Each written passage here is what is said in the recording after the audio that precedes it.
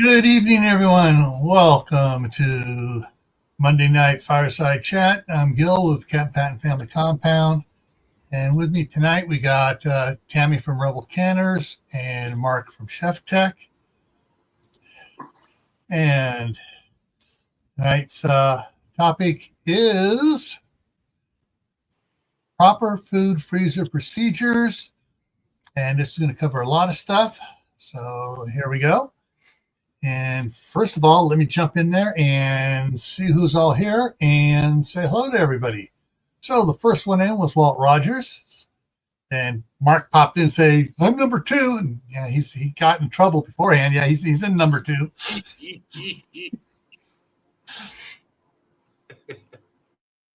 Then Troop 1351 came in. Shady Hill Homestead came in on both sides. Thank you. Both mine and Tammy's. Mark's not broadcasting it tonight, so. And Troop fired back again saying that, so they've been a member for 26 months. And this is why I play a countdown video, because YouTube always throws an ad at the beginning of live stream. So, they didn't miss anything. They were able to watch the ads. Lewis is here. It's the Marshmallow Man. Lewis. All right. Got BB Rohde in on your side there, Tammy. Thank you. I'm on the other. I'm on my phone on Tammy's side. Yeah, I've been steadily canning freezer contents for about a month now. Yes, and that's part of what we're going to be talking about when I get to the one screen here. Angel's Homestead is in on your side as well, and of course, like Mark said, he's in there. Mother Earth Garden Club is here, and Geeky Gardens is here as well so far. And counting the numbers of comments and the numbers clicked up on the screen here, we got about 6 people lurking. Hey, lurkers! Yeah, I might have. I sent my buddy Richard Tammy's link. So if you get an extra person there with no comment, that would be him.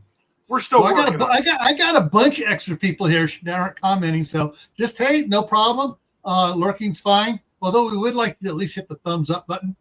Yeah. No, they're waiting for you to post the link so they can come up and do the spam thing. Yeah. And and just 2 of them just dropped out. So that may have been a couple of ones coming in there. All righty. So tonight's is related to canning a little bit, maybe a little bit more depending how you look at this. But canning's not the only way to preserve food, but it is the safer way if you got power outages. Speaking of which, as I commented there, I was getting power spikes. And usually I just get one where the uninterrupted power supply goes clunk, clunk as the little spike hits and the light flickers just for a second. Well, it happened 4 times in a row. Clunk, clunk, clunk, clunk. What the crap's going on? Oh, no, we're going to die tonight. I didn't even start. I didn't even have it started yet.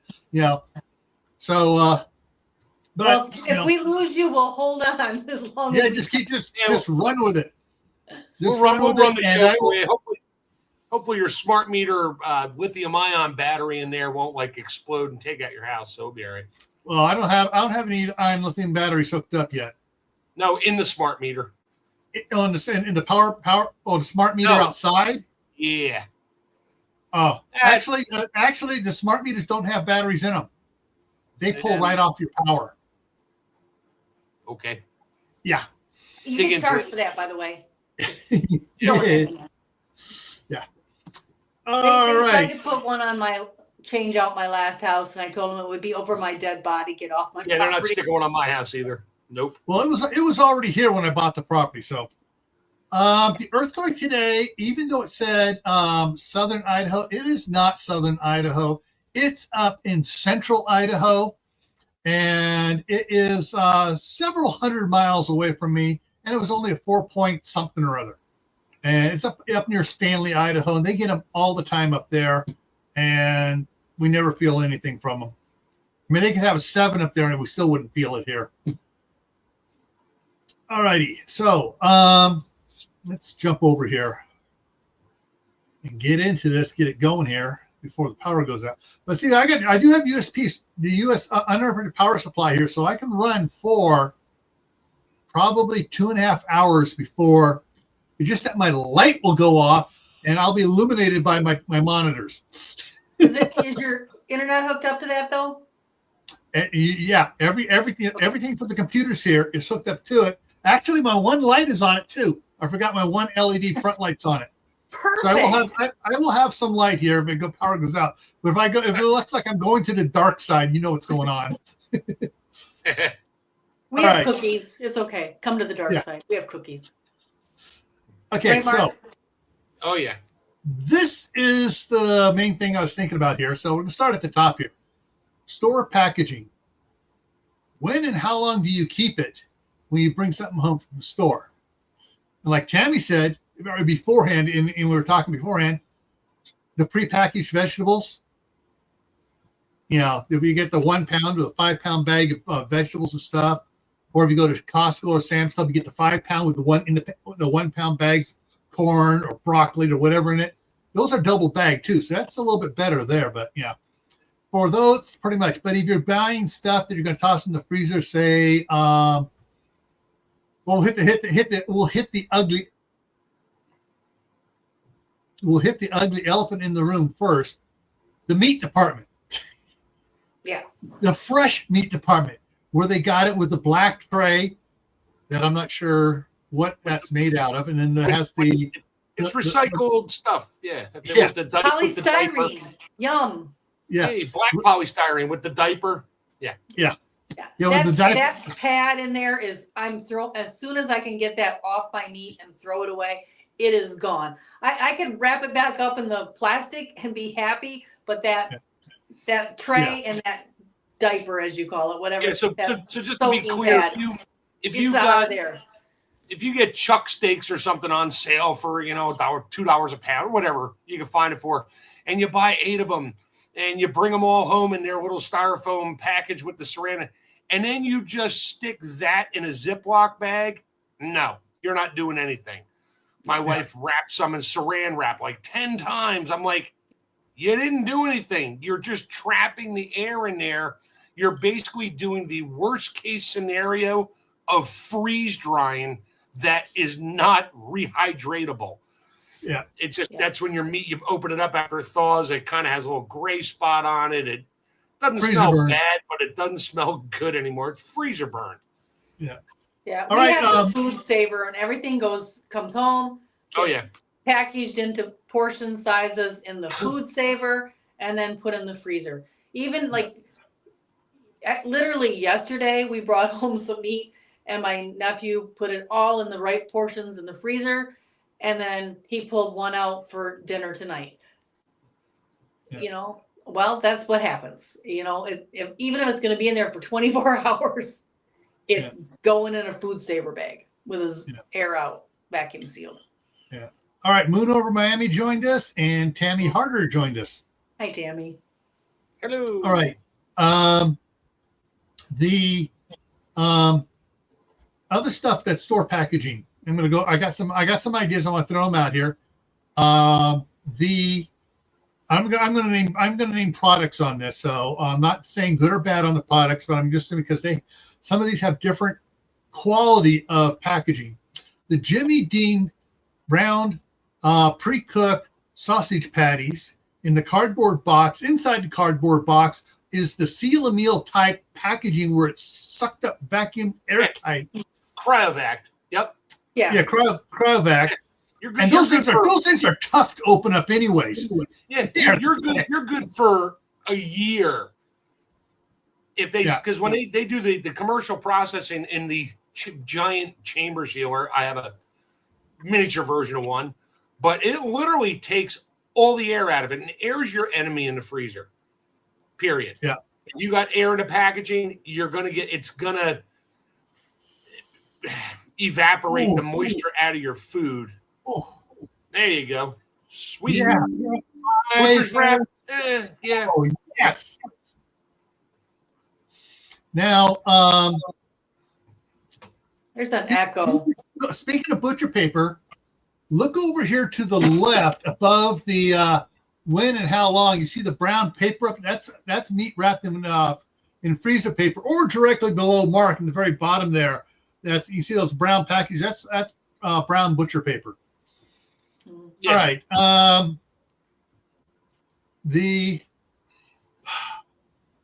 All right. So there you had that. And all the same thing for the Jimmy Dean pre-cooked sausage links are in a cryo pack thing. However, Brown and Serve is just in the cardboard box. Yeah. Oh, hello! Time to whip putting that, taking it out, putting it in a Ziploc bag, and going and sucking it out is better than leaving it in the cardboard box.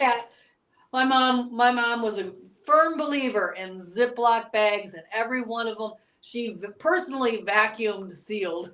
Yep. I did that. I taught my wife how to do that when we first met in '87. She bought something and put it in a Ziploc bag, and I grabbed a straw, and I zipped it all the way shut except for where the straw was, and I just sat there and sucked the air out of it. She's looking at me appalled, like, what are you doing? I'm like, I'm getting the air out of it. I don't have a vacuum sealer. Back then, vacuum sealers were stupid money. Oh, yeah. And I sucked all the air out of it with the straw. And then as I'm still sucking, I pull the straw out with my teeth and zip it shut as quick as I can just to get as much air out as you can. Yeah. Because like I said, air is your enemy. Definitely. Okay. Definitely in the all freezer right. section, air is your enemy. You just made me think of something there, Mark. I bought something here to keep my computer, all my keyboards clean and stuff. Hang on, I'm going to switch view here for a second, people. And I froze. I bought a little power vac for keeping my desktop clean. But also happen to have one of these little thingies. Oh, I can put it over the bag and just pop it out and then pop it out. Yeah. Yeah. You're gonna get a lot more air out of it than if you just throw it in the freezer or zip it shut and turn the freezer, or even a straw will help. But or squeeze it, everybody, if it depending on the type of food it is. Yeah. Like if I buy like a bunch of ham and it's just going in a Ziploc bag in the fridge, I'll put it in a Ziploc bag, but I will squeeze the air out of it and then zip it shut. That just keeps the air off of it and any bacteria that's in the air. All right. Tammy Harder has a question here. And I've never heard of the bag in a bowl method on Ziplocs. So what you do with that is you get a pot of water. You put your food in a Ziploc. This is for sous vide. It's actually a good trick. You submerge it down. You zip it all the way shut except for like a little edge. And you leave that edge above the water and you push it down in. The water will pressure and displace the air out and push it out. So, that works really great. I mean, for people who sous vide, who don't have a vacuum sealer or whatever, that is the preferred method to get air out of your beef or meat, whatever you're doing in a sous vide, to get it out. And then it barely floats. And you're still going to have a tiny bit of air in there, but a whole lot less than if you just zip it shut and try to squeeze it out by hand. But, the water bath method works great for getting air out of your Ziploc bag. Just don't get any water in there. Yeah. And wipe it off real good before you put it in the freezer because you don't want to get that extra moisture in your freezer. That'll cause freezer burn too. Yeah.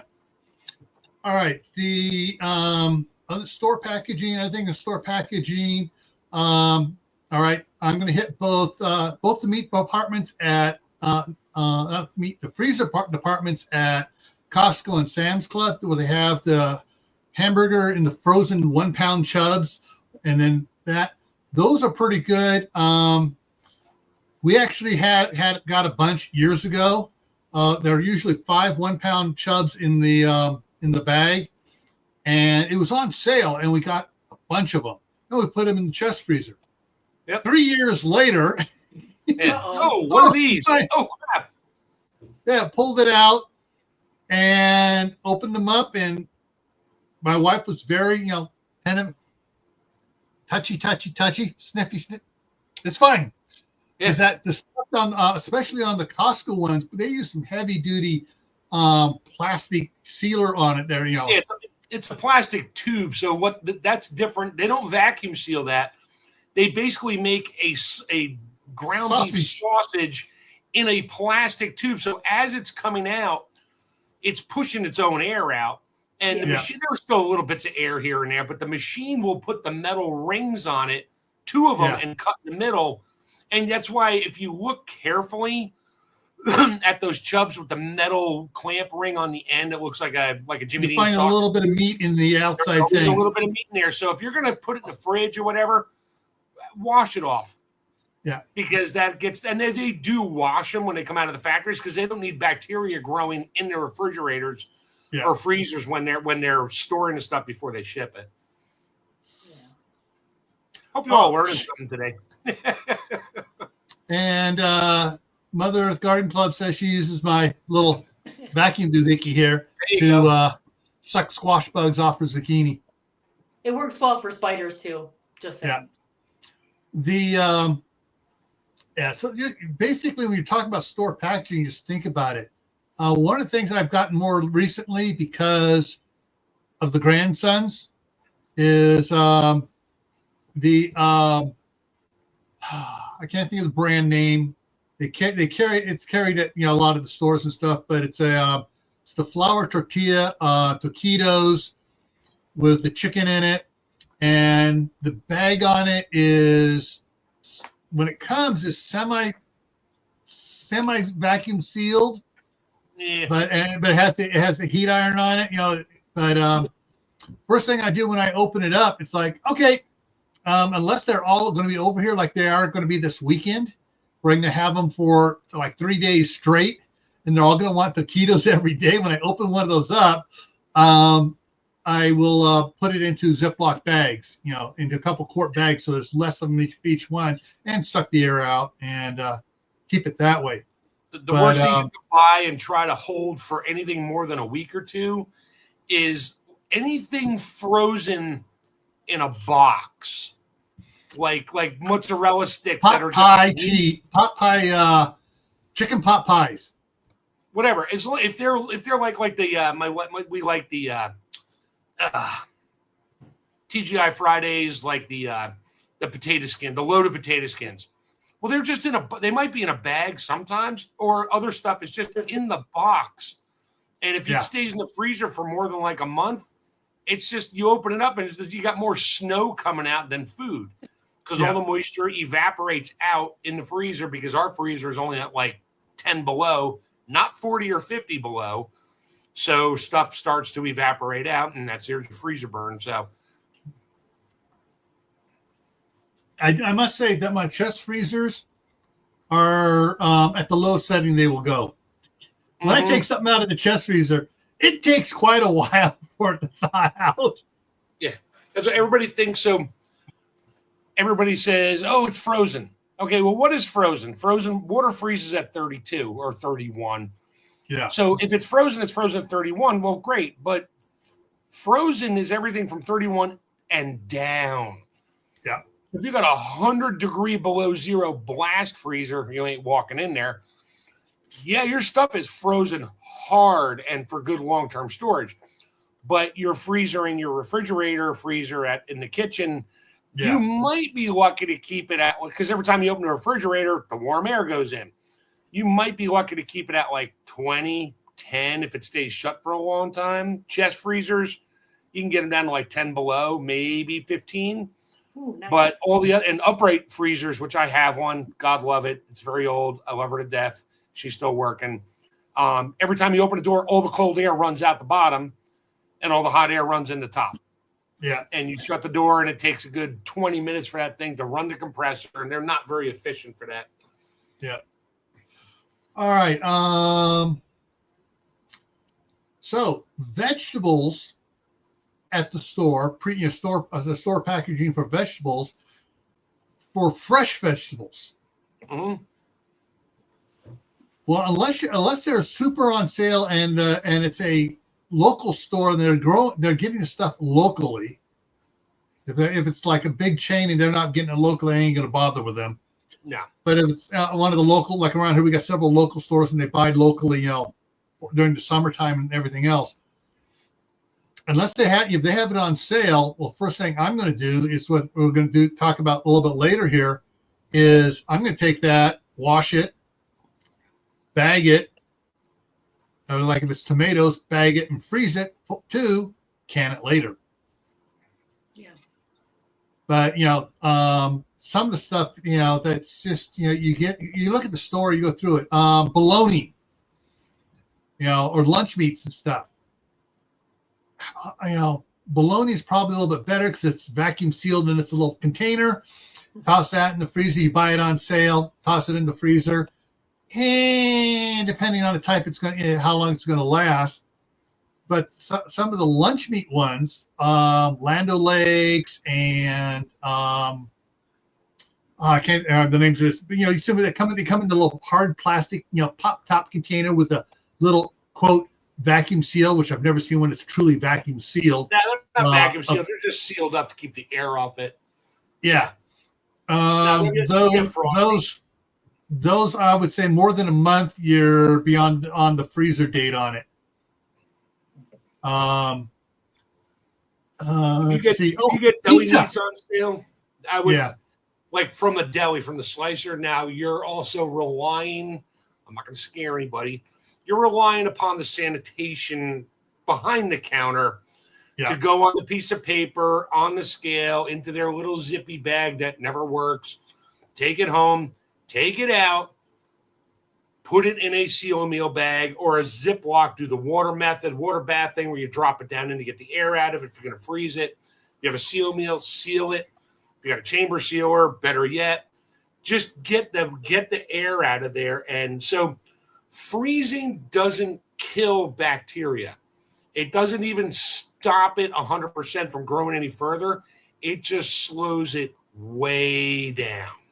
Yeah. So if you have food that had any kind of bacteria on it, not to scare anybody, but it does, over time, bacteria is still going to grow. That whole chicken that was wrapped in that cryovac plastic you threw in the freezer 3 years ago, you may want to be careful because it's still growing in there. Just really, instead of multiplying, doubling its bacteria population at room temperature, once every 12 minutes or whatever it is, it'll double its bacteria population once every 20 days. It's just really slow. It doesn't go into stasis. It just slows it down. Big argument I used to have with my mom, and we threw lots of stuff out in one of her chest freezers that had to be 15 years old. But according to my mom, it was still good. Yeah. I have a video on that, but I don't know if I have the Keonis to put that up. I did that on my 8mm JVC camera. I have it cleaning mom's freezer. It's 3 hours of me and my friend and my wife and his wife going through and showing off everything, things with no barcodes. And this was back in '89. Yeah. And putting them in bags and taking it down the street and throwing it in a dumpster. And my mom was livid. Never let me live that one down. But whatever. All right. So Ziplocs. My wife uses Ziplocs quite a bit for stuff from the garden. Most notably, she will do zucchini, run it through the zoodle maker. Yeah, you drop it in, and it's spits out the string pieces and stuff. Yeah, and she'll do that, and she'll put it in the freezer. But then she's very particular about putting the date on it. So she sees, and she usually keeps that near the top because she tries to use it in, different, she's making bread. She'll make zucchini bread, and she'll use the zucchini in it. If she's using other things, other squashes and stuff, she tries to use it too. She tries to make sure that nothing in a Ziploc is in the freezer more than a year, no matter what. Good plan. So Ziplocs are better than store packaging for the most part, but it's when you need to use it and how long, no more than a year. All my tomatoes that came out of the garden, I put in Ziploc bags. Yes, and that's the other one thing. Tomatoes. They're already got the little frost on them where it's pulling out the moisture, and I've got to get them all into jars and processed. And tomatoes naturally have air inside them. We all know that because when you can them whole, they all float. And after about a month or a couple of weeks, whatever, they all drop it back down again because there's natural air inside tomatoes. So they will, Yeah, I do the same thing. I'll throw them in my chamber sealer.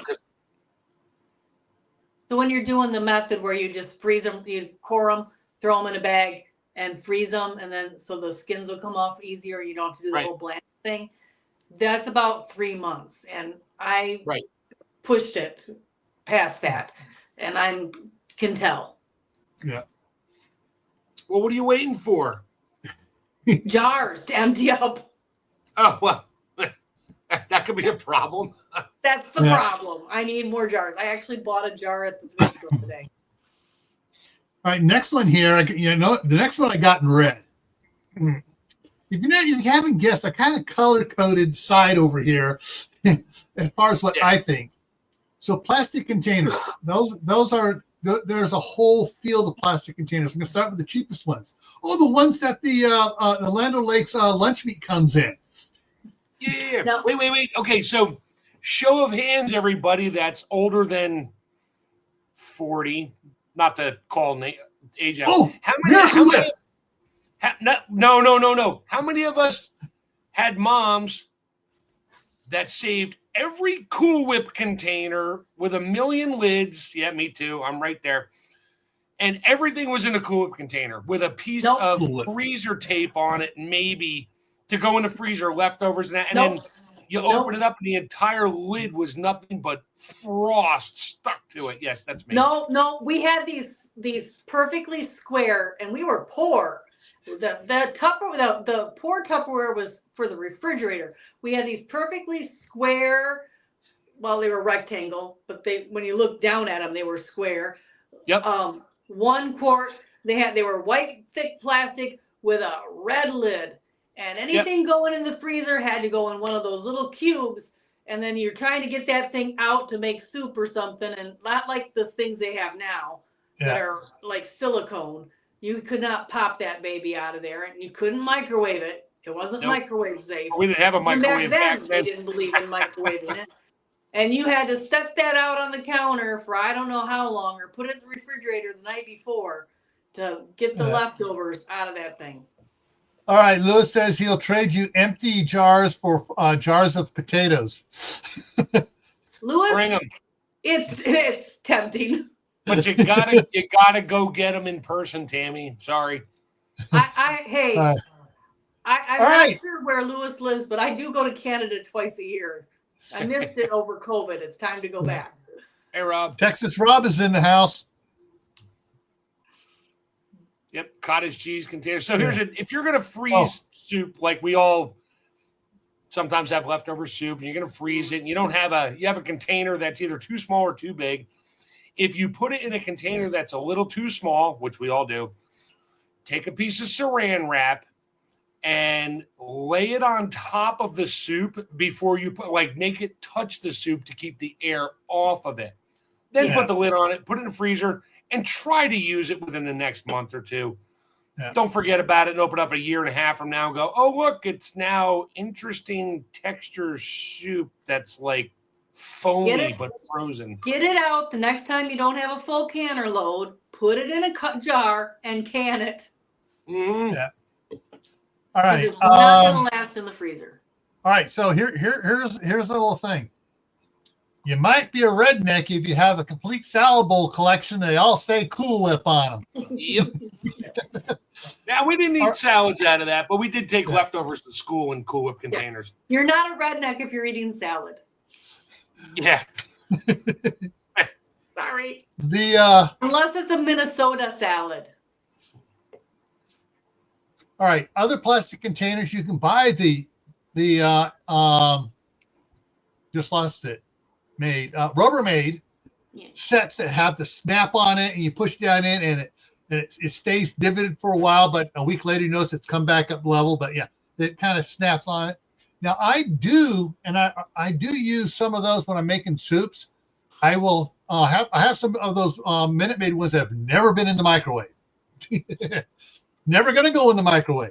And what I'll do is I'll fill it up to the level I want for the making single serves, put those in the freezer for overnight, take them out the next morning, and then take that block out of there and toss it in a seal meal and suck it up and do it. However, I have noticed that Sometimes it's better to go in there a couple hours after it's been in the freezer with a spoon and push down the top edge around it so it doesn't wind up with a sharp edge on top. Yeah. That way you kind of round the edge down a little bit. Just got to remember to do it. So, but plastic containers, even to see those, the good ones, snapping ones that are just like Tupperware to where it just snaps on. Tupperware is better than the Rubbermaid. I'm sorry, it is hands down. It gets a better seal on it. But those aren't good for 3 months at the max, I would say. Yep. At the max. Let's see. The point is to be rotating your food supply. Yeah. So the freezer is not a long-term. I'm going to say this. The freezer is not a real good long-term storage for a lot of things. Yeah. There are things that do really well long-term in there. Have I eaten things a lot longer and older than Mark would put in his freezer? Yeah. Sweetie, you have no idea what I've pulled out of my freezer from years. But I lived with a mom like yours, and yeah, well, there are things that came out of the freezer. I'm like, when did you buy that? Yeah, just eat it. You're fine. Yeah. It's good. Eat it. Yes. Yeah, I know. I grew up with that. Sandy got my Minnesota salad. Minnesota salads all have Cool Whip in them, not lettuce. Yes. All right. Okay. Of course, Seal Meal and Food Savers. Seal Meal bought up Food Saver. So if you on the new no, other way around. Food Saver bought up Seal Meal. So on the Seal Meals out there, you'll see it'll say down on the back where it's got all the corporate stuff. It'll say Food Saver on it. So if you buy the bags are all produced the same, they just put it in a different box. Yeah. So it doesn't matter which one you got it. However, one thing to remember, even Food Saver and stuff will fail. Yeah. The vacuum ones will fail. And you can get a puncture hole. Especially if you're doing bone-in pork chops, or bone-in T-bones, or something like that. Once they're hard and frozen, you start moving them around the freezer. They start making that contact brick sound when you're moving them, and that sharp little edge will poke a little micro hole in there, and then you'll pull it out a month or two later, and it's full of air.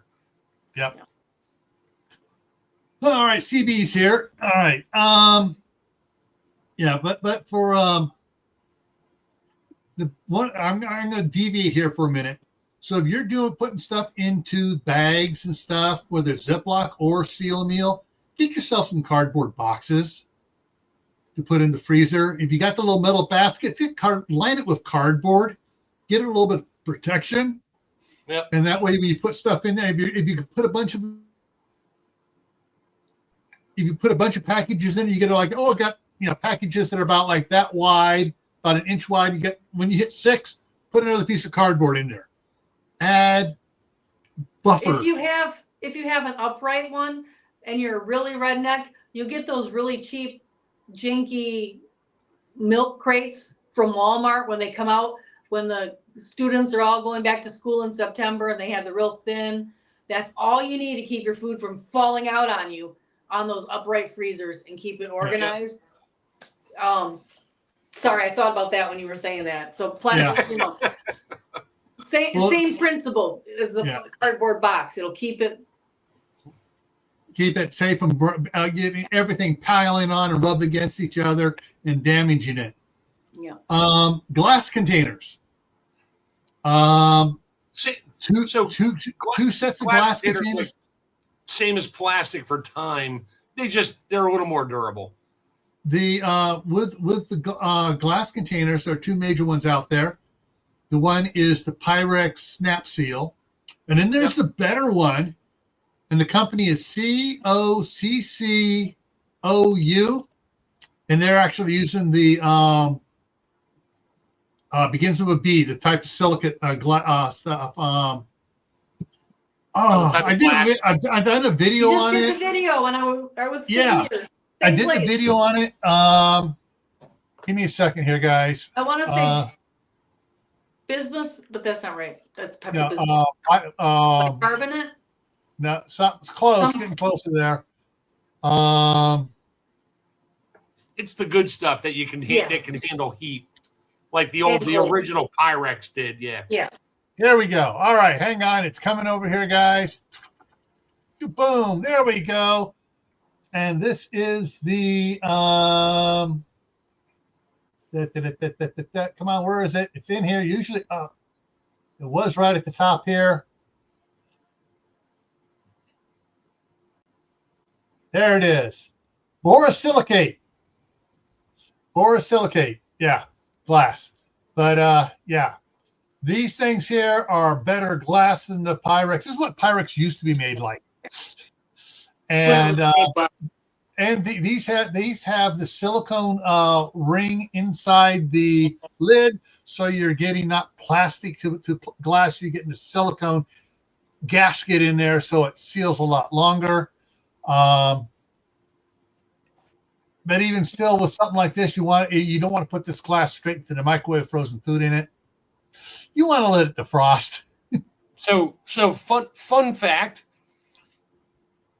Well, my wife, she put hot soup in the glass container, and we have the redneck refrigerator going this time of year outside. Mm-hmm. She put the snap-on lid on there and put it outside. I had to cut the lid off. It was hot food. It sucked that lid down so hard and froze. I couldn't get the lid off. I mean, it literally buckled the lid down, but it didn't break the seal. So I'll give it credit for that. I had to poke a hole in it with a knife to get it out, and she ordered another lid because we couldn't get it. It stayed that way even after it thawed. It wouldn't. I just couldn't get it undone. So if you're going to put hot food in a container, make sure it's at least room temperature or cooler before you snap those lids shut. And then if you're going to put it in the freezer, great. Don't put it in hot ever. When I'm doing those when I do the hamburger and I make the taco meat and stuff, and I use the square ones about that size.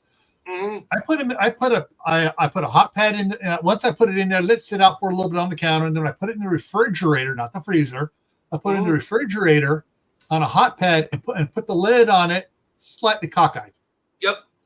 And I'll wait till it's cold. Once that's cooled down where it's cool, then I will snap it on it, and I'll leave it in there another couple hours just to make sure it doesn't suck down too much, and then I toss it in the freezer.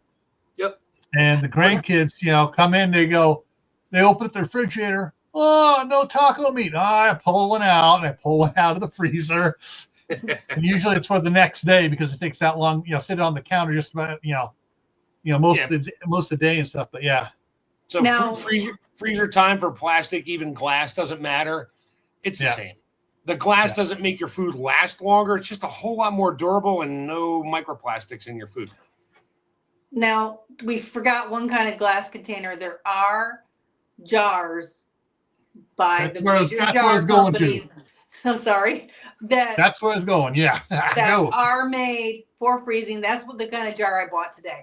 But I left it in the car. It's out in the truck freezing. I'm not going with our 60-mile-an-hour winds. I am not in snow. It's like can't see your hand in front of your face. I'm not going out to get it.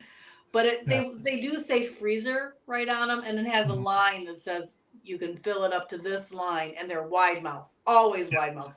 Don't try to freeze in a jar with shoulders. Yeah, it'll break the shoulder off. Here's thing to consider on that. Just because it's a tapered jar and it's wide mouth, it's not necessarily a freezer jar. No. The boxes that they come in will have to say freezer safe, or they have things on the side of it.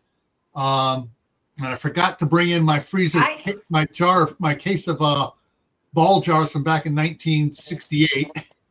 Now, they may have made them in 1968, and they did. I'm not sure they're making freezer safe by that company right now. Yeah, they're not. So now, that's why I spent the 99 cents at the thrift store today and grabbed one that was freezer safe. Yeah. One of the things, let's see if I can find it here. I'm trying to bring it up here so I can actually show what it is here. PAP. jars. I didn't think about doing this.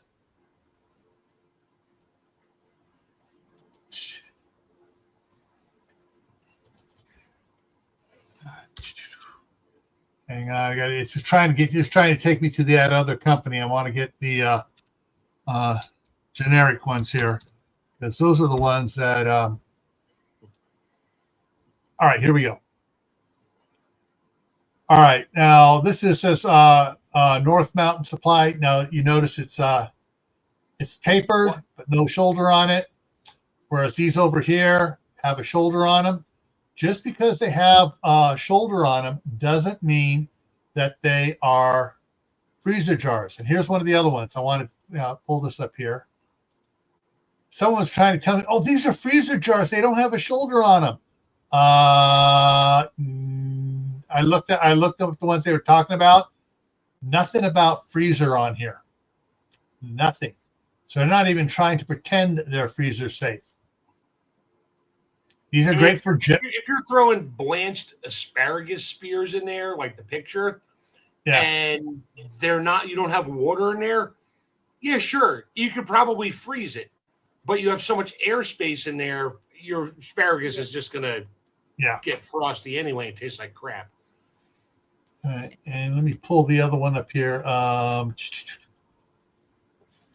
Going the other way here. Canning. There we go. Boom. And are they still in here? I'm going to one of my wish lists where I had the other ones in here. Okay. These other ones, which are on it, they say wide mouth, jelly, jam, the deal for honey, wedding favors, shower favors, nothing about freezing on them. Yeah. The glass they're making right now in jars, a lot of companies are not tempering the glass. It has to be tempered to be able to go from hot to cold. And so that's an issue. It's not being, since COVID, things are not being tempered the way that they were prior to COVID by certain companies. I won't name out loud. You don't have I'm scrolling down farther just to show you guys what I'm laughing about. Image no longer available. And they had images, which means if I click on, there's no prices on it. So they're no longer listed there. So, I mean, some of these were ones that were really tapered. And some of them were regular mouth, but tapered, tall, skinny, regular mouth lids. But like I said, they don't say freezer on them. So if they don't say freezer on them, they ain't freezer. Yeah. So like most half pint jars, except for a lot of the ones I have from my mom, which were not Ball, they were somebody else, Atlas. They're little squat jars with a small lid but a wide body. But half pint jars, the standard ones from our favorite company, and pint wide mouth, they're separate than pints, and then pint and a half jars, unless it's a spaghetti sauce jar that's pint and a half, they're pretty much all wide mouth, but they're not freezer safe. Yeah. Now, so just because I just saw Tammy's comment down here, Tammy Harder's comment down here. Yeah, so it's just because it doesn't have a shoulder doesn't mean it's freezer safe. Now, if you happen to find at an old estate sale or some old garage sales where they got the old-fashioned boxes that have come all the way up to the top and have the folding lids on them, whether they're made by Ball or Kerr. On the outside of the box, it'll say it'll say freeze safe without the third E in it.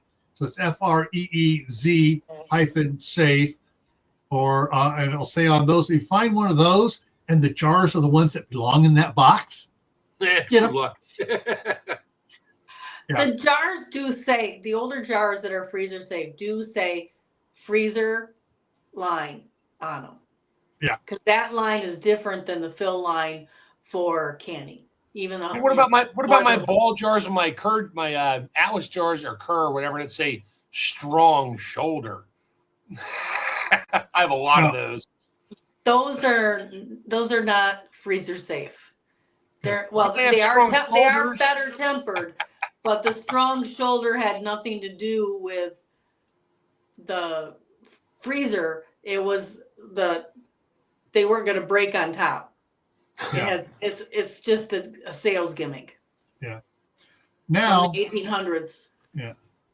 The next thing that you notice, I put something in bold down here at the bottom, blanching. For people putting things in the freezer, especially for vegetables and certain fruits and stuff, this is a step that gets forgotten so much, and it comes back to bite them in the tushy. Yep. Yeah. Every bean I froze, and I think I told you all I grew these Italian flat beans. They're like 12 inches long, and I probably got about 300-400 pounds because I didn't know what I was into. My wife's like, grow these. I'm like, okay.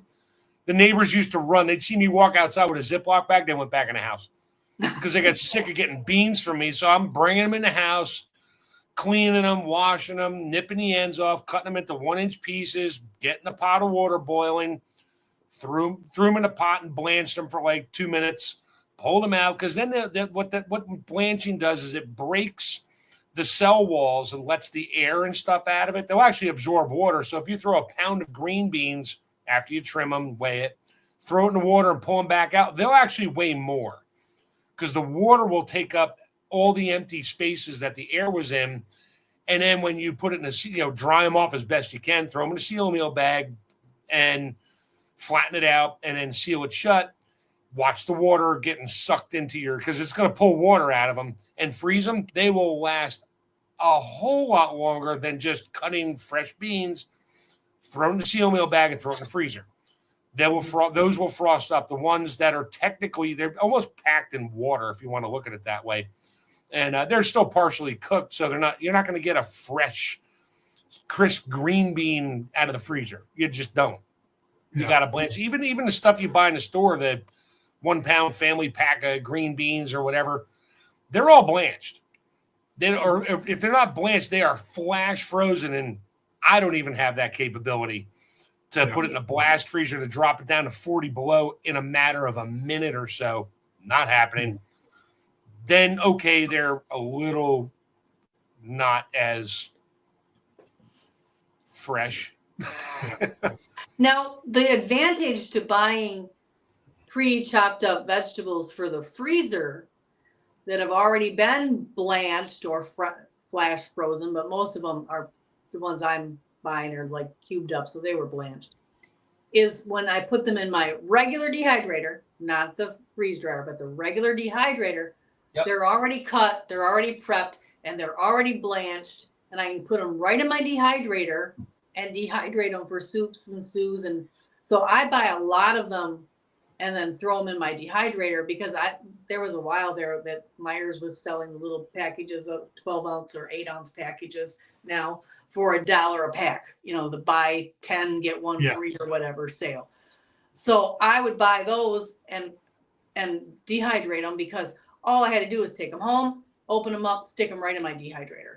So there is some advantages to buying the store-bought ones if you can get them on sale cheap. Yeah, that's the big thing, sale. Saves. All right. All right, so let's go on to the next. I got some pictures here. Boom. Hey, he spent a little bit more money than the cheap milk crate thing. Yeah, this is not mine. This is someone's I found there.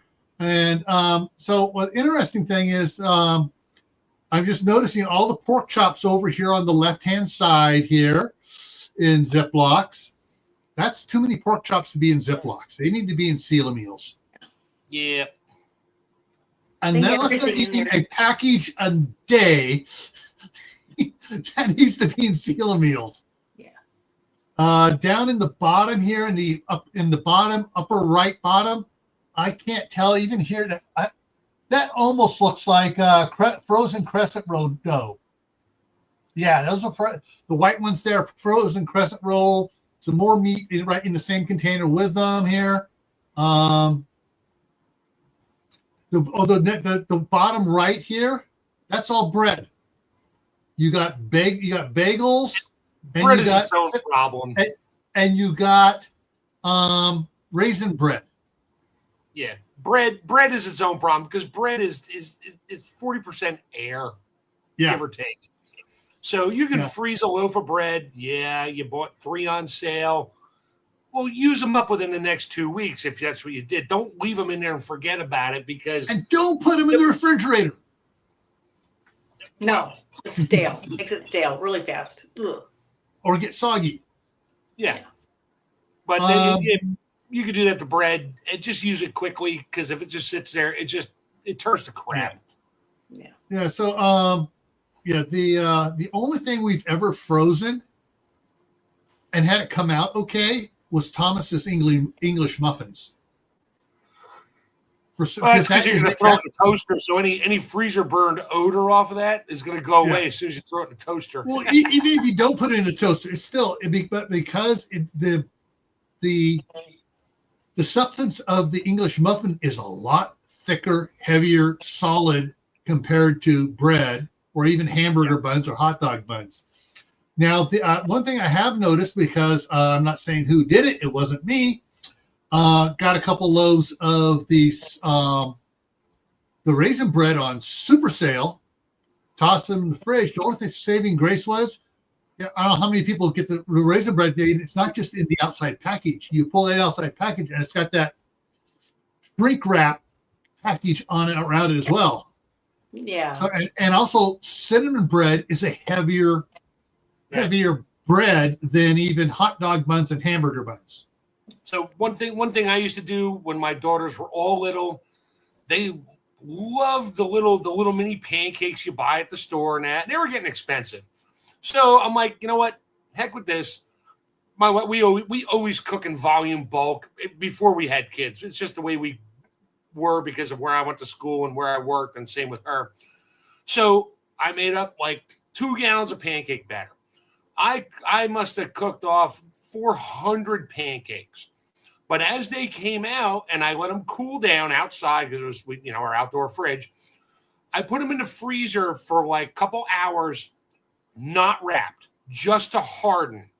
Then I put them in seal and meal bags and suck the air out of them because they would eat like 2 apiece, 3 girls. So I'd put 6 in a bag and throw them in the freezer. And we had just stacks of instant pancakes where we could just take them out and literally throw them in a toaster oven, and they had pancakes. But you can't do that if they're soft. If you put them in there and seal meal, they just turn into crepes. they turn into. No offense to anybody. This is what my wife said, and she used to be Catholic. Crepes. She goes, they turn into wafers at sacrament. Yeah, there you go. Yeah. Now, one of the things that you're talking about that my oldest son loves his pancakes and he loves his waffles, and he'll do big pancakes, but he'll do waffles, and he'll spend like several hours in there doing waffles, get them cooled down, get the gallon size Ziploc, put 3 or 4 of the 4 square waffles in there, and toss them in the freezer, and he'll have several of those in there. Thing is, a week later, they're all gone. He eats them. So that's good. Freezers are good for holding food for short term to eat it. Yeah. Not to store it and say, okay, I bought 400 pounds of ground beef on sale and I'm going to freeze it and I got enough meat for the next 3 years. Yeah, well, a year and a half, 2 later, if you didn't store it properly in the freezer, you're just throwing it in the trash. All right, for this one here, one thing that jumps out at me, this one here, was the labels. 2 pounds, 2 pounds, whatever, and then a date on this side over here. Down there it says, over on this one over here, it says something chopped. Oh, pork chops, and has the date on it and stuff. But they also got, down in the center there, they got corn in a seal of meal. They got Brussels sprouts in the seal of meal. They got green peas in the seal of meal. Sprouts. You'll hate they Brussels sprouts. They're so good. In a Ziploc.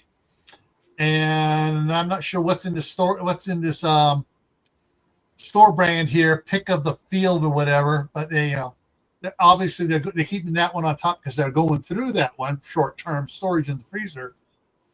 It looks like artichokes to me. It looks good. Yeah. It looks better than the Brussels sprouts. Now, down on the underneath the tray on the left here in the black tray down there, about, I don't know if you can see the cursor moving there, about a quarter of the way from the bottom, there's bacon in a store wrap black styrofoam tray. Oh, there's another black styrofoam tray underneath it. Styrofoam tray, because all bacon I buy in the 1 pound, like this is fresh cut at the store, so they put it in there and they put it out like they do the hamburger and the pork chops and everything else. Yeah. I mean, if it's that fresh cut, no, you take it out of that tray and put it in a seal meal. I bought. We have a couple stores down here. One was in Virginia. It was called Sharp Shopper, and loved it. And there's stuff that it was like Ollie's or whatever for food. They get it in, the expiration date's close. They bought it super cheap. They sold it super cheap. I picked up like 40 pounds of Cracker Barrel pepper bacon, thick sliced, for like this is probably 4 years ago, maybe 5, for like 99 cents a package, a pound. And I still have probably 10 of them in the freezer, and I opened one probably a couple weeks ago. I pulled it out, let it thaw, opened it up. It's fine because it's in the cryovac pack. So I wasn't worried about it. Now I'm not going to let it go too much longer. It's all going out to the cabin with me here in the spring to eat it. Egg shortage. Yep. Freezing eggs, egg substitute. That's all you, Tammy. Okay. Serena, you can freeze eggs. I don't recommend you freeze them without mixing them up like scrambled eggs. They will freeze better. My mom always froze them 1 egg per ice cube in an ice cube tray, and the large ice cube, standard ice cubes will hold 1 egg. So you can freeze them. They're not good for very long. This is, 6 months and that they're out of there. There's a lot of different things. I done a video on egg substitutes, and so you can check out that video. But there's a lot of things you can use. You can use the liquid from chickpeas and use that as an egg substitute. It's called aquafaba. Yeah. So these are not freezer safe jars in this freezer. Okay. Yeah. All right. And like Mark said, he loves freeze drying the eggs. Yeah. Raw. And Homesteading family does water glassing on it. They've been had a long time. I did a video on that 2 years ago. All right.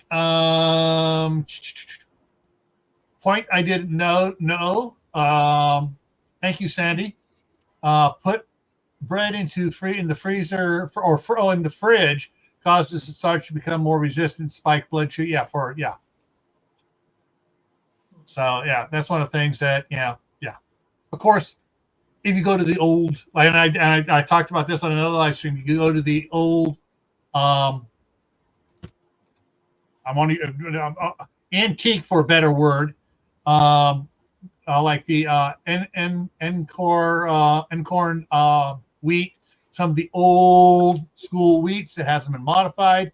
They actually are very easy to digest and do very lower on the blood sugar thing. I threw my freeze drying egg video up on there and tagged Serena in it. Yeah. Okay. So here's the other. I picked this out because all the meat is wrapped in the heavy duty waxed butcher paper. But I noticed just now in the door of the refrigerator here these 4 jars. They're not freezer jars. Mm-mm. But I'm not sure what's in them. The one almost looks like tallow for 2 of them. Or chicken broth. Chicken broth. Yeah.